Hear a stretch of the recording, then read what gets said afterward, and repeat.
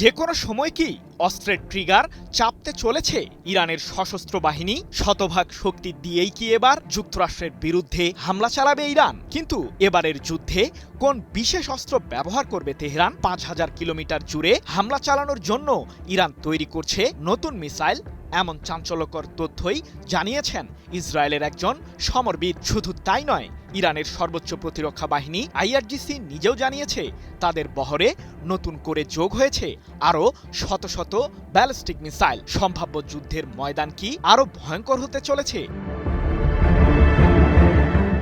সাম্প্রতিক যুদ্ধের পর মার্কিন প্রেসিডেন্ট ডোনাল্ড ট্রাম্প সহ তার প্রশাসনের একাধিক ব্যক্তি দাবি করেছিলেন যে ইরানের বেশিরভাগ ক্ষেপণাস্ত্র কেন্দ্র যুক্তরাষ্ট্র ইসরায়েলের সম্মিলিত হামলায় ধ্বংস হয়েছে। তবে মার্কিনীদের এই দাবিকে ভুল প্রমাণিত করেছেন তাদেরই বন্ধুরাষ্ট্র ইসরায়েলের সামরিক গবেষক তাল ইনবার।